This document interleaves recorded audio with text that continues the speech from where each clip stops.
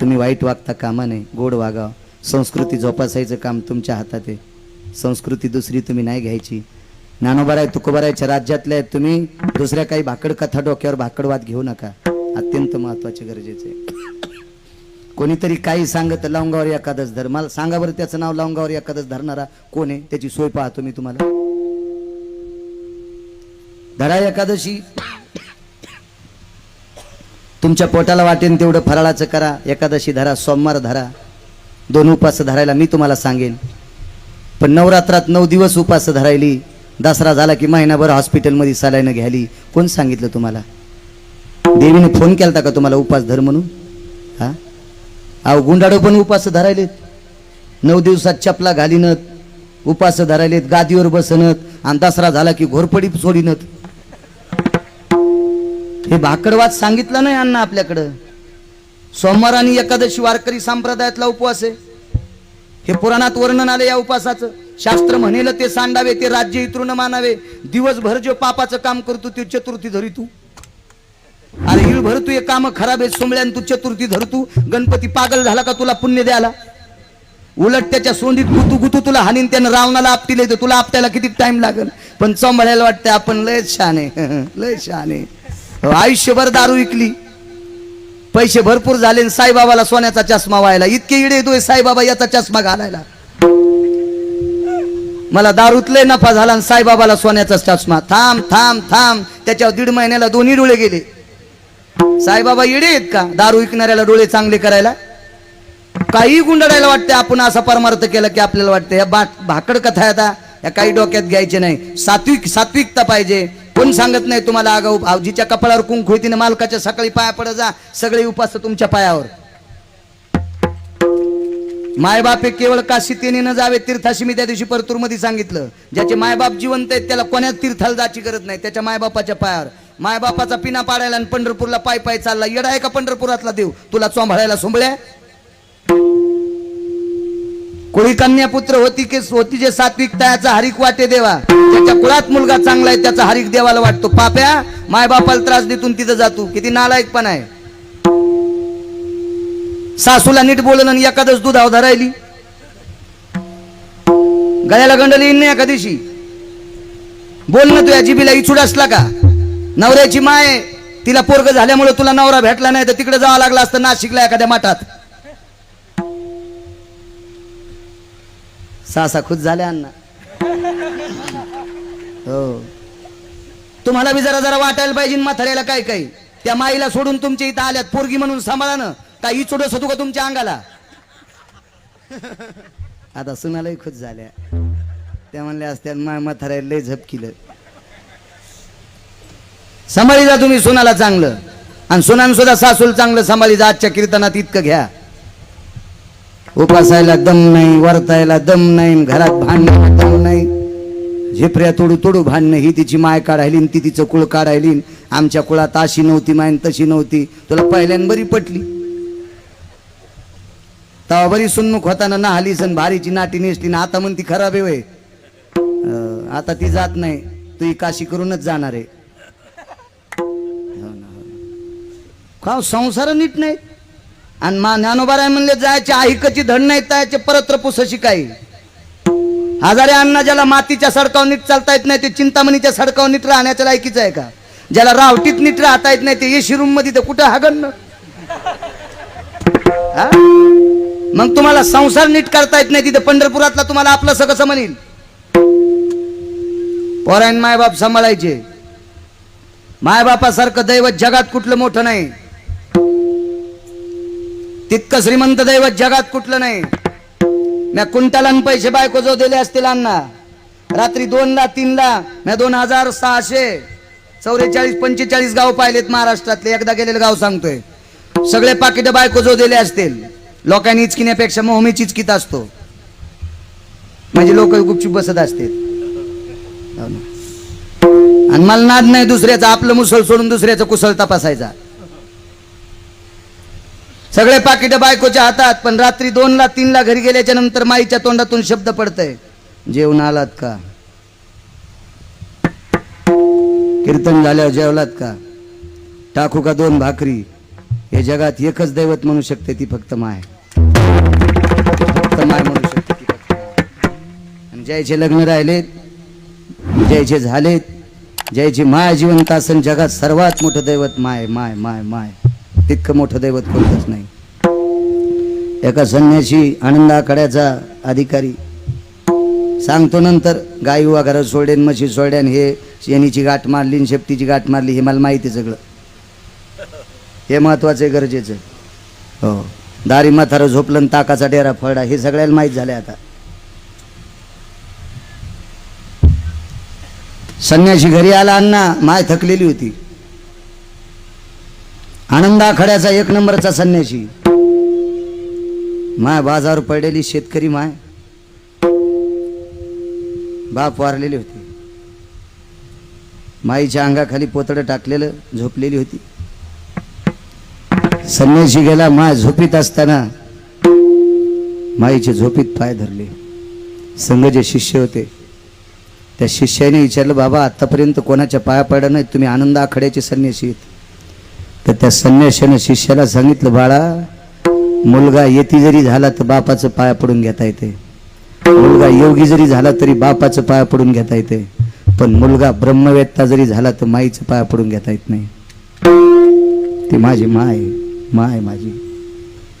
हिच्या पोटात मी 9 महिने राहिलो, हिने माझे संस्कार केले माझ्यावर, म्हणून मी काशीत आनंद आखाड्याचा संन्याशामध्ये कुंभमेळ्यात 1 नंबरचा सन्मान पटकावला. ठीक आहे. माय उठली, पाहिलं जुनाट वळ्या पडलेल्या हातावर अण्णा, ते वळ्या पडलेल्या हाताने पोराच्या तोंडावर हात फिरल्याबरोबर हजारो लिटर दूध पेल्याची ताकद त्या हातातून मिळाली मुलाला. त्या हातातून मिळाली. तो माईचा हात होता, माईचा. असा तोंडावर फिरला. बाळा आलास माय? आलो माय. एक विनंती बाळा, आनंद आखाड्याचे संन्यासी झालात तुम्ही, मी मान्य करते माय, पण मी माती करून जाय माय एकदा, मी एकदा माती करून जाय. ठीक आहे माय, थांबतो. माय थकलेली होती. 5-4 दिवसापासून जेवण खाणं बंद झालं. बघता बघता पाणी बंद झालं. महाराज आजूबाजूच्या खेड्यातले लोक नेत होते. एके दिवशी संध्याकाळी माय जात राहिली. महाराज एका खेड्यात जेवायला गेलते. रात्रभर मथारीचं प्रेत सांभाळलं. मायबाप किती मोठे असतात लक्षात ठेवा. मी सर्वे केलाय. जास्त माणसं शिकलेले मायबापाला सांभाळीनत. लिहून घ्या, कोणाला राग आला तरी काय टप्पर नाही. लय राग आला तर मला विचारी लिहिल, एखादी पत्रकार परिषद भरीन, त्याला बी उत्तर द्यायची ताकद आहे पाठ्यात. यादीच देऊन टाकतो त्याला, यादीच. बस घ्यायचा. दुसरं एक वाक्य सांगतो, जिजा माफी असावी. आपल्या संप्रदायात पण लोक मायबापाविषयी जास्त बोलतेत. मला 2,500 लोक माळकरी दिसले मायबापाला न सांभाळणारे. गिरगावकराची शपथ घेऊन सांगतो, मैच शपथ घेऊन सांगतो. देखावा नसला पाहिजे. उलट राजकारणी माणसं जगाच्या लाजकाजका होत नाही, पण मायबापाला सांभाळायले. जास्त शिकलेल्या माणसानं मायबापाला सांभाळीनत. आमच्या आईला फरची जमतच नाही. काही इचून निघालीत का फरचीवर? हा, तिला येड्या बाबळीत संडासला जायला जमतंय मच्छर मध्ये. तू या संडासामध्ये कसं व्हालंय का रोग व्हाला तुला? तू या संडासात गेली तिथं. नाही महाराज, मोहन माईचं जमत, पण बायकोचं मोह जमन. मग माईमुळेच बायको आली असं ना तुला सोंबळ्या. त्या माईनं तुला झाल्याचा असा दाबला असता तर कोणत्या बायका केल्या असत्यास तू?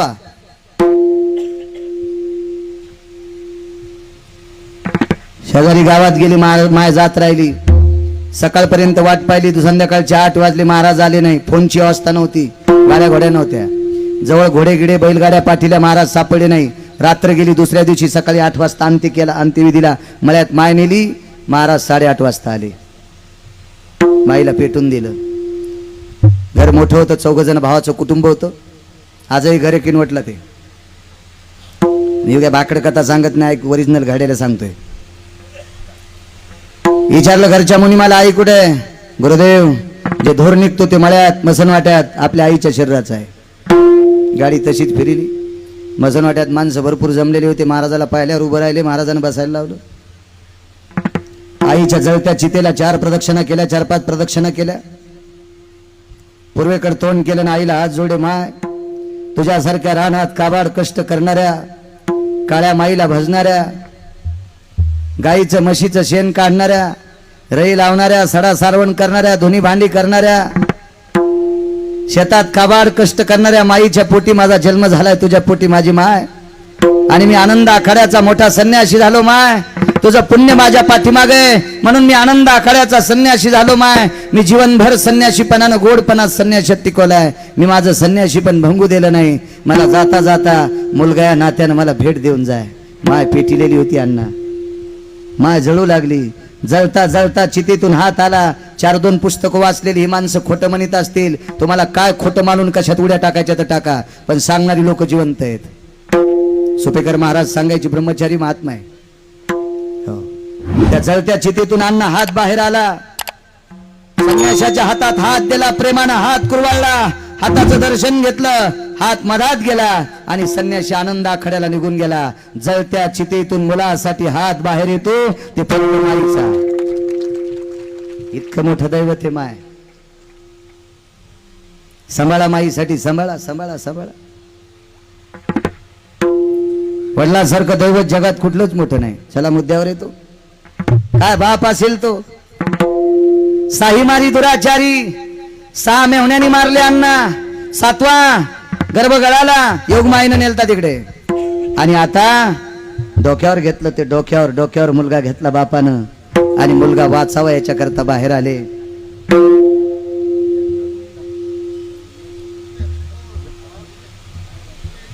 राव दे, घेतलं ना चोपदारान. काय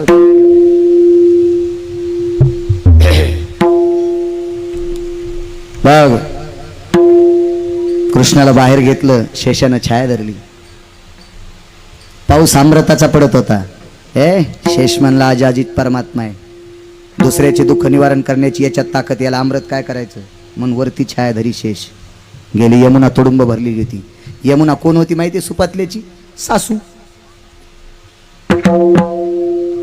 यमुना सुपातल्याची सासू होती.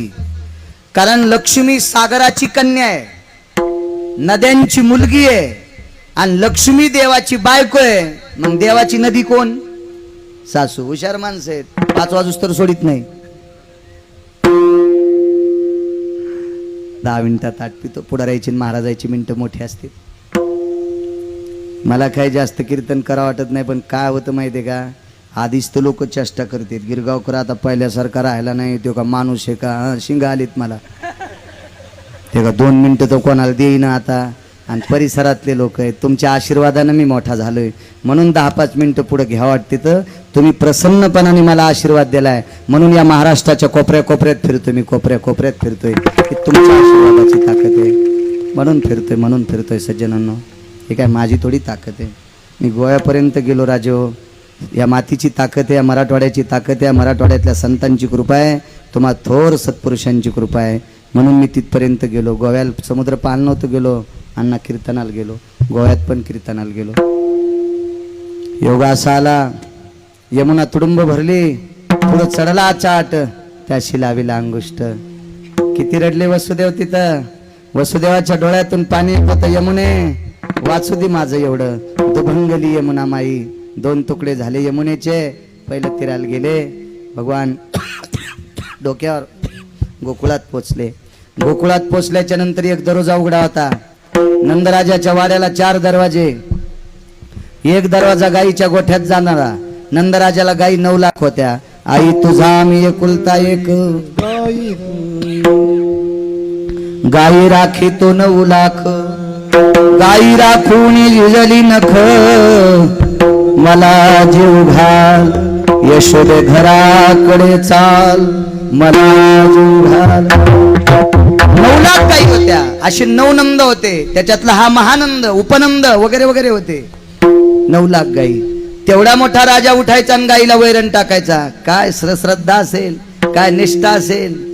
शेतकऱ्यांना एक विनंती करतो, मी सुद्धा एक छोटासा शेतकरी आहे. ठीक आहे, तुमची परिस्थिती नाजूक आहे, तुम्हाला शेतीतून काढून लावा लागते, त्याबद्दल मी माफी मागतो. एखादा शब्द कठीण गेला असेल, पण शेतकऱ्यानं गाईवर आणि बैलावर प्रेम करायचं. काय परिस्थिती झाली माहितीये का? आमच्या घरी काय म्हणला भाऊ त्या दिवशी, आता आपलं शेतीचं काम संपले, बैल इकून टाका आणि पेरणीच्या टायमाला पुन्हा घ्या, आपण लग्न खाला मोकळे. नुकत्यावर पाहिला मोकळे. त्याला म्हणलं का रे, आता लेकर बाळ झाले, आता बायकोचं काम नाही, टाकणं पैठणच्या तळ्यात नेऊन, लागतीन भाकरीला. तो काय म्हणला, लागतीन भाकरीला. मी म्हणलं पाप्या, जेवारी झाल्यावर तुझी बायको भाकर टाकीन, जेवारी बायला शिव होत नाही.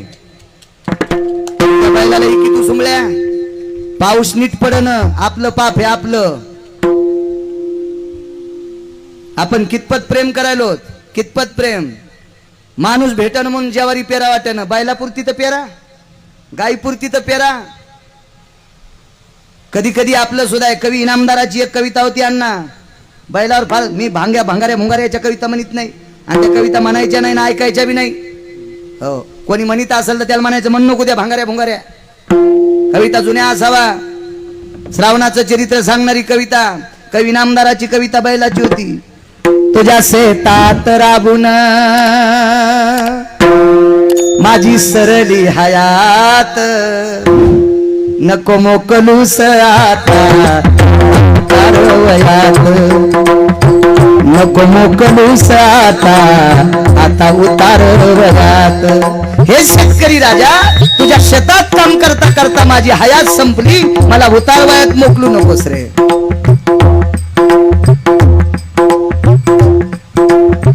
नाही ओढवत राजा चार पाऊल नांगर, ए दमलो रे शेतकरी राजा, दात पडत रे राजा, चिपात चावत नाही रे मला राजा, आता मला नांगर ओढत नाही रे, मला मोकलू नकोस रे राजा, मला मोकलू नकोस. काय म्हणतो बैल शेवटी, मधले कडवे राव द्या, मला मरण येऊ दे तुझे कुशल चिंतेत. हे शेतकरी राजा, मला मरण येऊ दे, पण तुझ्या गोड आठवणीचं कुशल, अशा गोड आठवणी त्याचे करीत रवत. मला मरण येऊ दे तुझे कुशल चिंतित. हे शेतकरी राजा, तुझ्या घडामोडी, तुझ्या पाईपलाईनी, तुझ्या मुलीचे लग्न, तुझ्या नातीचे लग्न, हे सगळे मांडव पाहिले, बहुले पाहिले, तुझ्या वडाळ्या पाहिल्या, तुझ्या प्रॉपर्टी पाहिल्या, तुझ्या इरी बारवा पाहिल्या, तुझ्या कमी उतारा अधिक उताराचे प्रसंग पाहिले, सुखदुःखाचे प्रसंग पाहिले. याचं सर्व रवत करीत करीत तुझं कुशल चिंतित मला मरण येऊ दे. शेवटच्या कडव्यात काय म्हणतो अण्णा बैल, मेल्यावरती तुझे.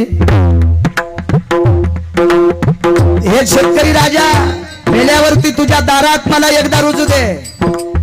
याचा शेवटचं टोक सांगतो, माझ्या काताराचे जोडे तुझ्या पायात वाजू दे, माझ्या काताराचे जोडे तुझ्या पायात वाजू दे.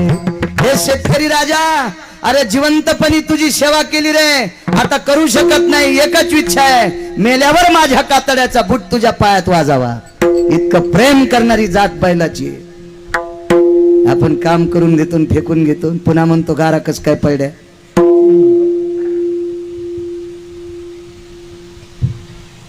अण्णा तुम्हाला देवानं राजा करावं ही पांडुरंगाच्या चरणी प्रार्थना. आणि भगवंतानं तुम्हाला राजा केल्याच्या नंतर शेतकऱ्याला जीव लावा, तुम्हाला गिरगावकराची शपथ. निश्चित आई जगदंबेच्या कृपेने, माझ्या ज्ञानोबराय तुकोबरायच्या कृपेने तुम्ही राजा होणार राजा. आणि त्याच्यावर मात्र शेतकऱ्याला जीव लावा. जगातलं सर्वात मोठं गरीब दैवत आहे माझा शेतकरी राजा. मला माहिती आहे अण्णा, मी भुसकटपणानं 530 क्विंटल कापूस आणि 350 क्विंटल तुरी सांगितल्या, पण पाडव्याला कळण हिसाब झाल्यावर काय होतंय तर काय उरत आहे, काय उरत आहे. आता मी कुथत काऊन नाही माहितीये का, मला हे तुमचे पाकिट कुथू देत नाहीत म्हणून कुथत नाही. झोपतो तशीच झोप लागती. करून बी आवड आहे, नवं नवं नवं नवं वाचायचं. वाचण्यासाठी आपल्याला देवान वाचिले, कशाला आगावपणा करायचा. विठाला गेल्याच्या नंतर ही 32 जाग्यावर वाकलेली बाई तुमच्यातली, 32 जाग्यावर वाकलेली कंसाला गण घेऊन चालली. सोन्याची वाटी आहे. चंदनंच महत्पुण्यम पवित्र पापनाशनः, अक्षदंच महत्पुण्यम पवित्र पापशासना, सुगंधि द्रव्य विलेपनः. यज्जायते क्रतु ललाट प्रबडल झंडा भयं जज्जज्जज्निरे यद्भावात् तत्र भाषितं ललाटं प्ररेक भयज्जाय प्रतिर्वृष्णिर्जता ततं वृष्णिर्भवज्जायते वृष्णिर्संगानां संगपाद्यार्भुजितं भवानां यज्जायते क्रतुज्जना यत्परिपाकां परिभवानां चंदनं च महत्पुण्यं ही कुब्जा नावाची दासी चंदनाची वाटी घेऊन जात होती. एक जण म्हणला घासा त्रास द्यायला, म्हणलं मोहीच कू नको, माया घशान नाही कीर्तन करून दिले तर मोठ्या मंदिरात गण लावायला बसीन, असे मंत्र म्हणून गण लावल्यावर कोणी 50 रुपये देईल. हो 7-8 दुकान आहेत, काय ताण घेऊ नको तू, तो हीच घेऊ मोठ्या दिनाला पंढरपुरात आहे, तू म्हणा ताण घेऊ नको. विठ्ठला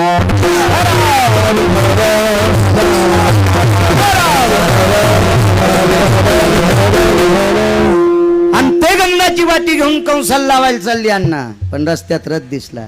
इच्छा झाली कृष्णाला गंध लावा, दादाला गंध लावला, गंध लावला बल अक्रूराला, भगवंताला गंध लावायच्या आधी घोड्याला लावायला लावला. जगाचा जगदानंद कंद ज्या रथात त्या आश्वाची पूजा केली. शिवाजी बाबा आपल्याकडे बैलाची पूजा करते, शेतकऱ्यान घरी ज्वारीची गाडी आणा आणि मग बाईनं बैलाच्या पायावर पाणी टाकावा, आधी बैलाला गंध लावून ववाळावा, मग गड्याला गंध लावायचं आणि ववाळायचं, त्यानं पोतडं सोडायचं आणि 2 वंजळी ज्वारी ताटात टाकायची. हो आता हार्वेस्टर तिकडच परतूरला चाललंय, कोणाला गंध लायता कुत्र्याला, बाईला ववाळायचा 2-3 बारे अधिकारी. मी त्या 2 वर्षापूर्वी सांगितलं होतं, बाईनं कधी कधी ववाळाव, मेमरी कार्ड टाईट ह्यान ना माझं, मी सांगितलं होतं, आता ते डबल पुनरावृत्ती नकोय. विठाला गंध लावला आणि मग भगवान खाली आले. भगवंताला गंध लावत असताना नखापासून शेंडीपर्यंत बघितलं. कोटी ब्रह्मा हत्या मुख पाहता जाते, काय महिमा वरून आता सांगणे किती, कोटी ब्रह्मा हत्या मुख पाहता जाते, कोटी ब्रह्मा हत्या मुख पाहता जाते. सकाळच्या काकड्यात वर्णन आलं, कोट्यावधी ब्रह्म हत्येचं पातक त्याचं मुख पाहिल्याच्या नंतर जाते. बाईने विचार केला, मी अजून एखादा देव बाप्पा मारला नाही, मी अजून एखादा महाराज मारला नाही, मी अजून संन्यासी यती मारला नाही, झाला असून मागच्या जन्मातलं पाप पण जीवाची हिंसा नाही. नखापासून शेंडीपर्यंत पाहिलं आणि त्याला गंध लावला. देवाला गंध लावला. दादा म्हणले, दादा का देवा काय द्यायचं? देव म्हणले, दादा ही लय जाग्यावर वाकलेली आहे, बेजारे, हिला सरळ करतो. अण्णा दाढीला हात लावला आणि वरी केल्याबरोबर कट कट कट कट कट कट कट कट कट इतकी सुंदर झाली. सून होती 40 वर्षाची, सासू झाली 19 वर्षाची. घरी आल्याबरोबर सुनबाईने आवाज, सासून आवाज दिला, सुनबाई. ही म्हणली, माया सासू नीट बोलतात नाही, मावल्या मावल्या मोबाईल ठोय.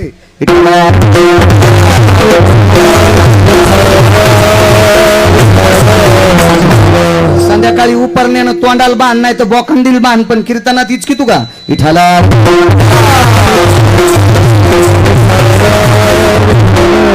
म्हणून सांगायला दुसऱ्याला काय गुत नाही घेतलं मी इचकायला. कीर्तनात काही भजने मोबाईल खेळायलेत, त्याच्या बोखंडीवर मंदिर पडाल, संप्रदायाचा अपमान आहे. व्हॉट्सअप खेळायले थालकट काही सर्वसामान्य महाराजाला काही मोजीनत. कीर्तनात अरे दिवसभर फवारा घेतल्यावर 250 रुपये भेटतेत. गिरगावकर एवढे पैसे लोक तुला पाकिट द्यालेत, हिशोबान जग. पक्वाद्यानं गायकानं कीर्तनात जर व्हॉट्सअप खेळलं तर 3ऱ्या पिढीला नपुसक संतती जन्माला येईल. विठाला संप्रदायाचा अपमान नाही करायचा. लय लोक जीव लावते तो अण्णा. तुम्ही इकडे बसले होते आरतीला, हे होते आपले काय म्हणते त्यांना, नाना म्हणले चहा घ्यायचा का? मी चहा घेत नव्हतो, शिवाजी भाऊ घेत नव्हते. आणि काय आता ते मग ते म्हणले चहा नाही दूध नाही, आम्हाला भारीच आणलं खाला, ढवळे शेंगदाणे आणले, ते वाकड्या तोंडाचे असे, ते दिसायला कष्टाने पण खाल चांगले असते. पण आता आम्हाला खाचे नव्हते, एक खाल्ले. त्याला काय आमचं बँकेत कोटीन धोत्राला गाठी, पाकिट घरीन खा पिटलं भाकरी, नशीब असते त्याला काय करावं, खाऊ देईन देव. ते काय किती सोय मला सांगा, जितकी सोय जावायची तितकी आमची करते तो. आम्ही धाब्यावर नाही जेवायला पाहिजे, नाही धाब्यावर जेवायला पाहिजे. ज्ञानोबा आहे तुकोबरायचा अपमान नाही करायला पाहिजे. विठाला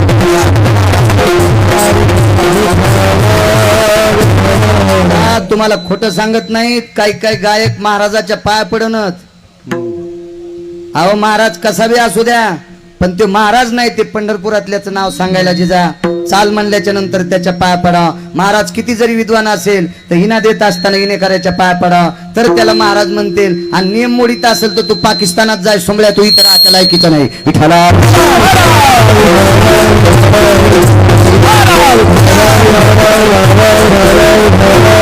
काय जिजा स्वातंत्र्य झाले कीर्तनात, कारण समोरचे लोक बोलीत येत, महाराजाला काही बोलता येत नाही. चालू कीर्तनात एक जणांन प्रमाण म्हणलं, गवळणीच्या घरी गेलो गवळण नव्हती घरी, अरे गवळणीच्या घरी गेलो गवळण नव्हती घरी. मी म्हणलं फोन करून जायचं ना रे, फोन नव्हता त्या गवळणीला, तू तसाच गेला का सुंबळ्या. हे का गाथ्यातलं प्रमाण आहे का काय? किती नालायक लोक झाले. पण आता मुकाट्यान बसावं लागतंय, कारण त्याला बोलावं तर ते गाडी दगड हानील, आगाव पण आहे ना. विठाला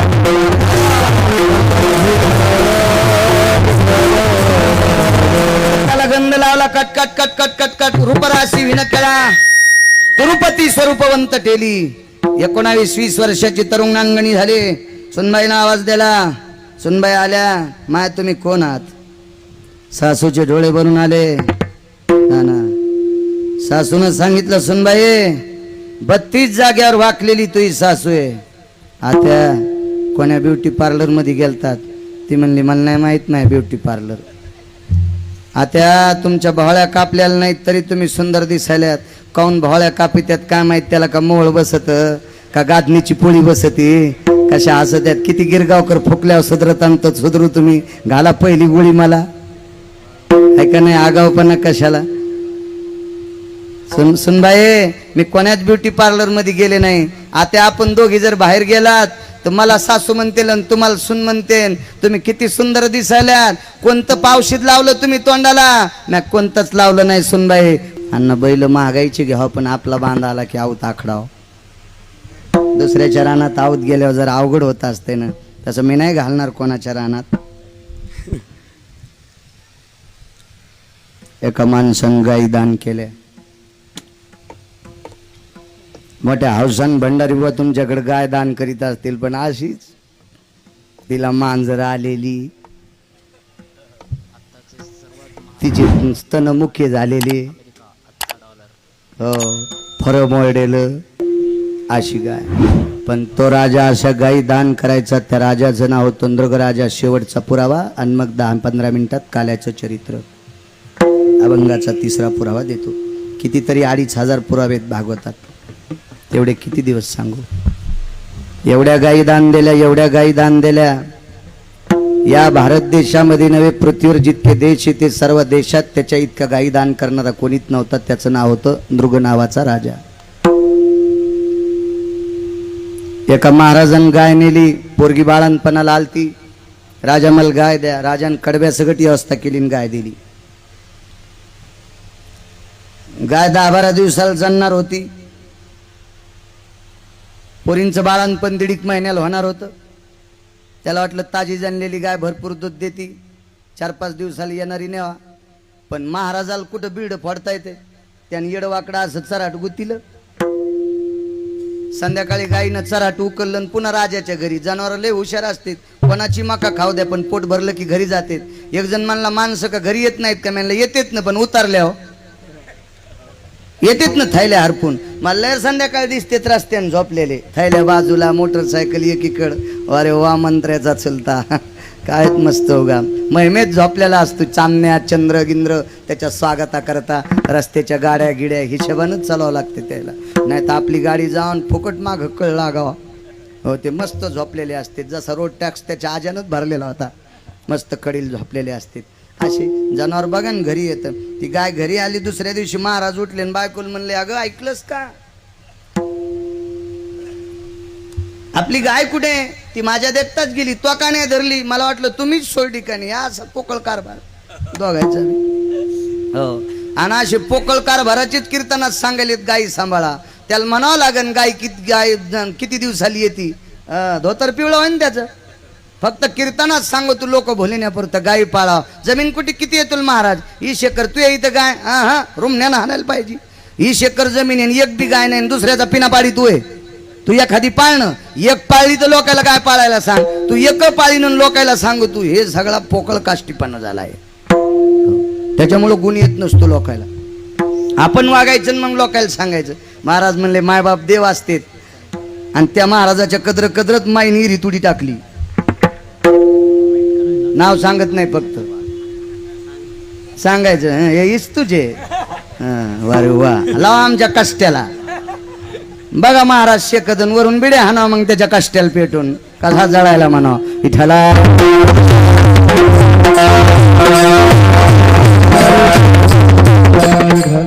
गाय वापस आली अण्णा. ती गाय दुसऱ्या दिवशी दुसऱ्या महाराजाला दिली. महाराज दोन्ही बी अधिकारी होते. दोन्ही महाराजाचा वाद लागला. ते म्हणला मैये, ते म्हणला मैये. चूक दोघायची नव्हती. कालच्या महाराजाला दिलेली गाय सुटून आली त्याचीच होती, पण आज ज्या महाराजाला राजाने दिली गाय त्याचीच आहे. काय दोघांची चूक आहे? पण दोघांनी संगनमत केलं नाही.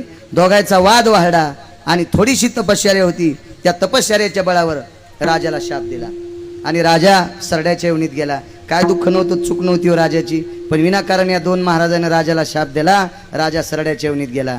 सरड्याच्या येवणीमध्ये कितीतरी दिवस पचला. याच्यातून उद्धार कधी होईल? एका साधूनं सांगितलं, दादा हे नरगराजा, अरे तू फार गायी दान दिलेल्या आहेस. आपण गायी अशाच.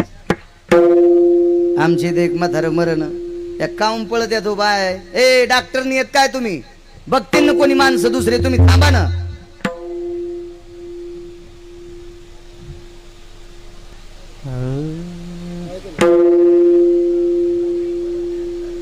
काय झालं? ए बसा ना, ए बसा ना, बसा ना. एक माणूस नाही उठला आणि तुम्ही काय शेपुड्या आणि नासून टाकी तर बसा ना जरा. कोणीतरी शहाणे दोन माणसं असतील बघतील, तुम्ही करता केल्यावर जास्त दांगडू होईल ना तिथं.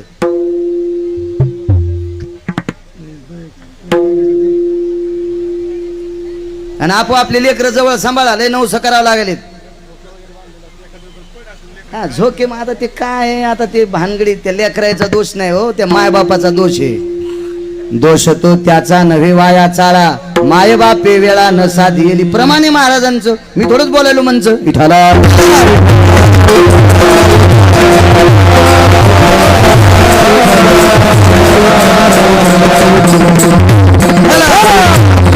ए बसा म्हातारे होत मिटलं ते. बसा हे बस, हे बस सखूबाई बस. लय 10-20 वर्ष मंत्रीच राहिलेले आता. बसा खाली मुगाड्यानं. व्यवस्थापन समितीचे अध्यक्ष.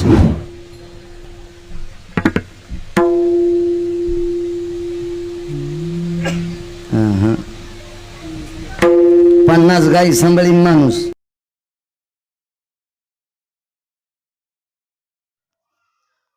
नवनवीन कीर्तन ऐकण्यासाठी आत्ताच बेल आयकॉनला क्लिक करा. असेच नवनवीन व्हिडिओ पाहण्यासाठी आपल्या व्हिडिओ लाईक आणि चॅनलला सबस्क्राईब करायला विसरू नका.